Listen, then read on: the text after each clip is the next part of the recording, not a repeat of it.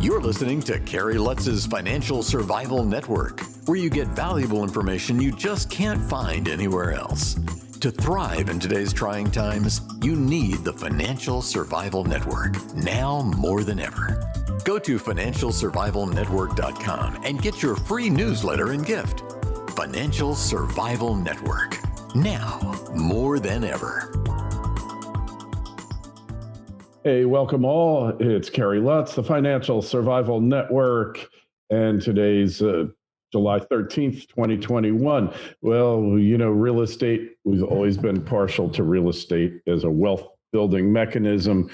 I mainly used it to make windfalls and park windfalls, but certainly if you make it your career, can be quite profitable. The person you're about to hear from has done exactly that and teaches you how to do it as well. Her name is Stephanie Walter. And if you got a question for Stephanie, if you're interested in real estate investing, just send an email to kl@kerrylutz.com. Well, Stephanie, it is great to have you here with us. You've been a busy bee for the past several years, past 4 years, acquiring over $21 million worth of real estate. How'd you get into the industry? I've loved real estate. It always sort of made sense to me. So I owned a business that I recently sold on July 1st in insurance. But all along, I just bought properties. I didn't have a great deal of education. I sort of watched my dad do it, and he kind of learned on his own too. Got to the point of in 2016 just being like, I think I could do this on a larger scale than just, acquiring a duplex or a single family rental. And just got really educated on that and completed my first syndication in 2018. And from there, just found a couple good partners and found I really love to raise money. And so that's really my contribution into these deals is raising capital. And I've learned a lot from those wealthy investors. And that's kind of what I like to give back and tell other people about, because I actually implemented a lot of those things once I started working with wealthy investors. And that's why I'm, quote unquote, retired right now. Well, congratulations. Thank you. You seem a little young to be retired, but nothing wrong with that. So when you talk about real estate, you're always had a love for it. Where do you just go into that a little more? Just tell us. Yeah, well, I mean, it always made sense to me. Like when I was, like I said, an insurance agent, and we had to get our Series 6 and 63 and be helping people to invest their money into mutual funds and all that good stuff. And that never fully made sense to me. And even the smartest people you'd talk to in that industry didn't really seem to know what was going to be happening in it or really understand it as much as I thought anyone really should. So I decided from that, well, I do understand real estate. I understand that if you have a product that people want and, people, they're going to rent it and they need to rent it at a certain level for you to cash flow. And the more rent you get, the more valuable the property is going to be. So that all made sense to me. So I just sort of gravitated into the real estate sector. Never really thought about, buying large commercial buildings. But, once I became curious about that and started looking into syndications, it seemed like the natural step to take. And obviously, it's paid off for you. Excuse me. Just curious, what do you think of the current market with prices, at least for residential real estate, so inflated, and they are. Commercial real estate kind of circling down the drain? I mean, it's sort of just what I've learned the most is that it's very dependent on the market, what market you're looking at. And for the markets we've been in, they've done extremely well. Specifically, we focused a lot in Florida. And I know a lot of people are like, we purchased a few retail centers right before COVID. And I know people are like, oh my gosh, how did those come out for you? But by investing in an area where there's just a ton of growth and very pro-business in Florida, they largely kept open. That all of those investments have we never missed a distribution to any of our investors. Let's put it that way. Excellent. We always like to hear that. So, I've seen some strip centers in Florida where I live. Some of them have really, had problems, but for the most part, most of them seem to be flourishing. Did you lose any tenants during the epidemic? We lost I think we lost 2 tenants, but we replaced them pretty quickly. My partner lives in Florida, and so he's very hands-on with that property. But as soon as COVID hit, he went down to the retail center and was talking to all the tenants about how to get the PPP loans if they needed them, and was just really hands-on with them. So thankfully, like I said, ours have done very well down there. We don't, our, main source of investments are the multifamilies. And those, again, it just depending in Florida where you are, there's a lot of housing shortages. And we're very, very, very selective on which ones we'll purchase. They have to, cash flow and make sense on the buy. We don't purchase things that we hope will appreciate and we can make people money on when we sell them. And so that's kind of our philosophy. So you're looking for cash flow, obviously. You mentioned that before, and you're looking at favorable jurisdictions, right? I don't think you're buying up a lot of property in New York City, New York State, or California, are you? No. And in fact, I know people that have invested and purchased large apartment complexes, not even in New York or California, but I heard Indiana, and there was just such limitations on how they could collect their rent and everything. A lot of people just kind of had to, return the investors' money and walk away from those deals. But that's why I tell the investors it's so important to know, the market, the government, what's going on in the market is kind of everything. And that's what I've learned through COVID. Right. And Indiana, I would have thought was a business-friendly state, and you could do quite well there. But I guess who the heck knows? Some things you think are so just ain't so. So what states would you be looking at besides Florida? What other states you think hold out promise and potential? I think a lot, we just stay in Florida essentially because my partner is there and we like to have boots on the ground. We did go outside of our market to buy something in Texas in 2020, a 55 unit there in Waco. And of course, Texas has a lot of favorable, it's a very landlord friendly state, essentially. A lot of growth, tremendous growth there. So I would say Texas is a great place to look. But a lot of my colleagues that seem to be doing well are investing in this, southeastern United States. So a lot of people investing in Alabama, Mississippi, places you wouldn't necessarily think about living, but they're doing quite well. Yeah, well, I can see in Florida you could easily be priced out. Have you thought about liquidating your portfolio as a result of the recent increase in prices, or then are you left with the problem of, well, I got all this money, but I got no place to put it? Yeah, well, we've mostly purchased everything starting in 2019, 2018. So our goals are just to be sure that we can, meet what our investors wanted as far as their expectations. we're not looking to liquidate anything. We have considered selling the Waco property because there's just been such a demand for it. And really, we kind of want to consolidate in Florida. Okay. So, question for you. What type of cap rates do you look for when you're acquiring properties? What kind of cash on cash return are you seeking?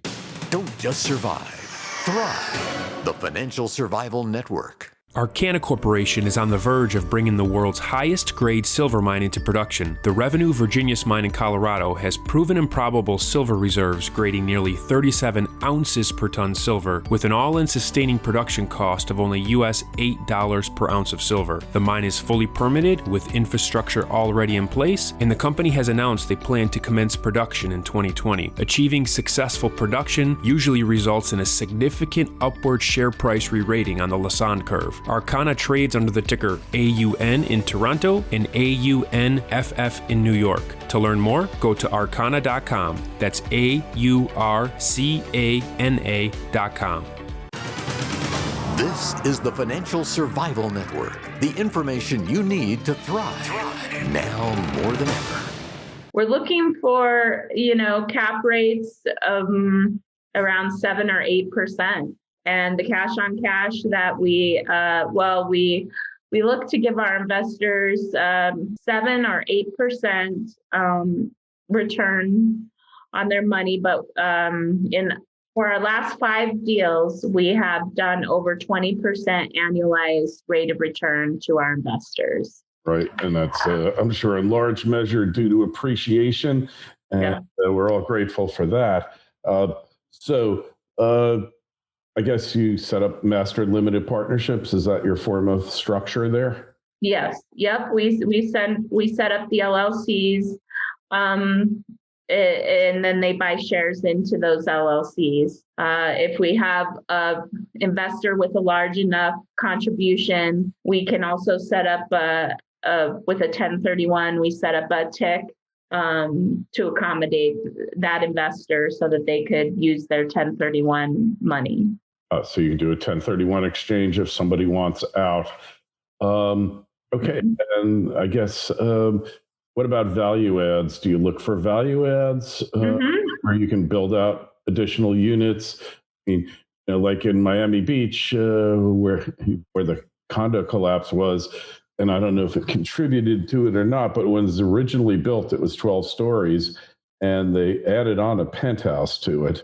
Really? I kind of doubt that had much to do with it, but in light of everything else wrong with the building, it could have been the straw. But it's always nice when you got this hidden value and you can add units and add cash flow. Yeah, we're very creative in that way. I mean, the property we have in Waco had land on it that we have been working with the city to build additional units on it. And those are, it's basically a 2-story building. So we're just looking to add another 2-story building kind of on that vacant land that was attached. But value adds can be as simple as, knowing the markets as well as we do, specifically Tallahassee. We have, they have actually a housing shortage, not for students. They've overbuilt for the students, but just regular people that are looking for housing there. And so we've, in the past, I don't know, 2-3 years, we purchased 2 properties there. But the value adds on those, we find just doing really like micro renovations to the property. You'd be surprised how many people try to buy smaller type rental, and they don't understand how to run them. And that's what we come across in our purchases. Many times you've got landlords that got in a bit above their head, don't really understand, aren't keeping the rents at market, but they're also not charging for utilities, which is a huge thing. They're not charging for pet fees there's a million different things that you can do, but even just doing the micro renovations, you like putting in new flooring into the kitchen and, just slightly updating the kitchen really accounts for a great deal of rent appreciation. Yeah, and those are basically cosmetic surface type renovations that can do it. It's amazing how inexpensive a piece of granite can be. Yeah. Everybody wants stone, granite, quartz countertops, and they're willing to pay up for them, and stainless steel appliances. And then you have people, I got these white appliances on special, but nobody wants white appliances. They want stainless. Right. Yeah. It's amazing.